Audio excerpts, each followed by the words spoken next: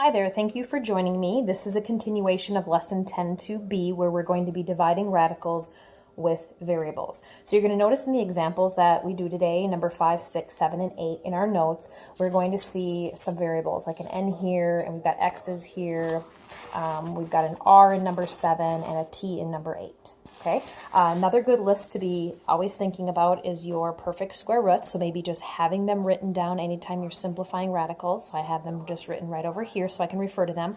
Also, another good list would be your square roots of variables. So we know that like square root of 8 would be equal to square root of x to the 8th would be equal to just x to the 4th. Remember, when they are even exponents, we're really just taking half of whatever the exponent was when we take the square root of it. So just kind of another good list to be thinking about when you're simplifying with especially variables. So taking a look at number 5 here.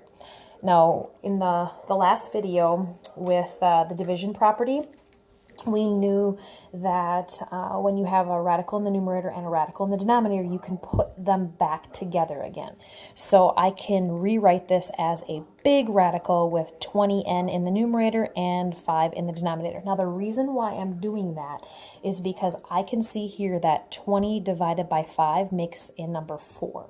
And I know that the square root of 4 is a rational number. So I like the fact that I can simplify this when I put them back together again. So now I'm going to keep my radical, but I'm just going to change 20/5 or 20 divided by 5 to a 4, and then don't forget to carry your n over. Okay, so now what I can do here is separate these two, 4 times n. So really this would be the square root of 4 times the square root of n. And I know that the square root of 4 is exactly 2, but the square root of n, being that it is an odd exponent, I can't simplify that. It's just going to have to be the square root of n. So I just carry that down, and then this is what I end up with for my simplified answer. Started with this and end up here. All right, let's look at number 6. So thinking about what we can do here in 6. Everything is underneath the radical.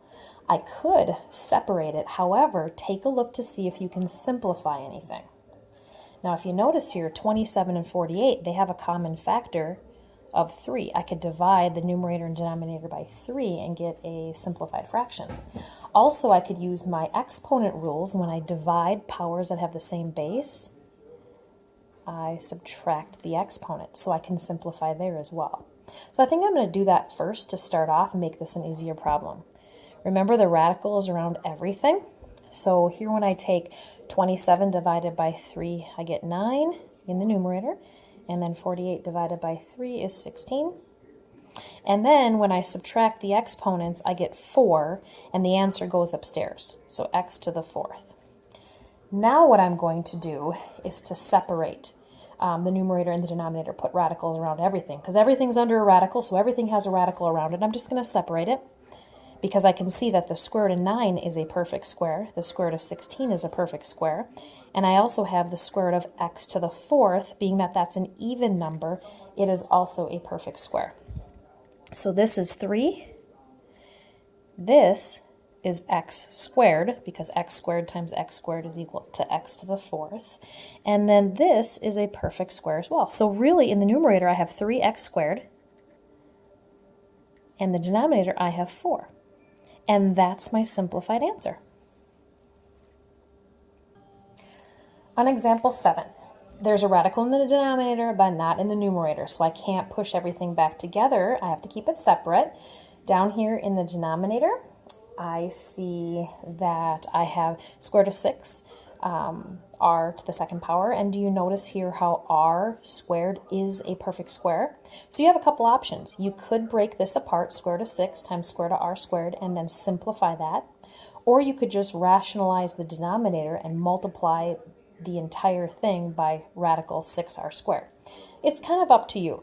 Maybe I'll go ahead and simplify this. Let's see. Down here I have square root of 6 times square root of r squared. So I just took what's under the radical here and I just pulled it apart. And I know that this is a perfect square r. So here that would give me 2 in the numerator, and then r comes out in front. My radical 6 stays in the radical. Okay, now my problem here is that I still have radical in the denominator, so I have to rationalize. So that means I'm going to multiply it by itself. Same thing to the top to make a 1. And here when I take square root of 6 times square root of 6, I get 6 times r. And then up here, 2 square roots of 6. Now I look to see if there's anything else that can be simplified.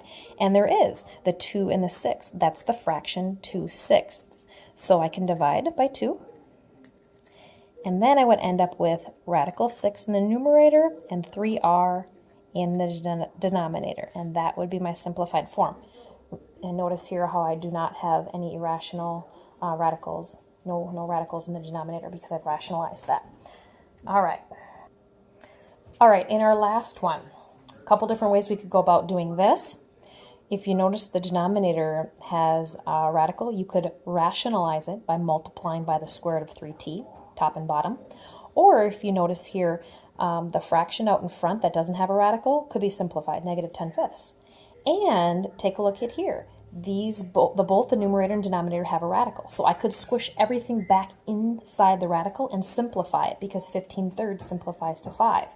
So I'm kind of thinking right now if I start to rationalize the denominator, I might end up with so many numbers going on.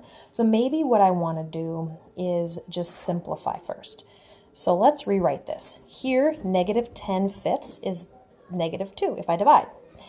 And then if I rewrite all of this back under the radical, this would be 15t to the third power over 3t.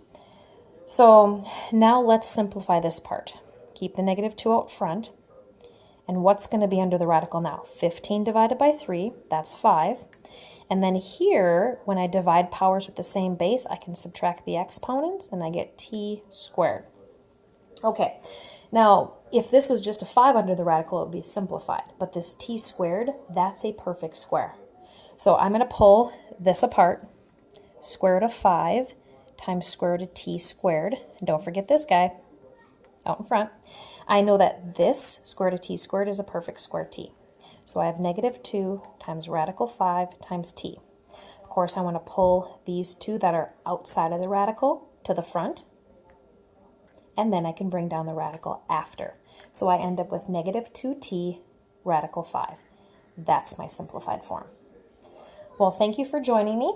And what we just discussed today was how to simplify radicals with division with variables. Good luck. Thank you for joining me.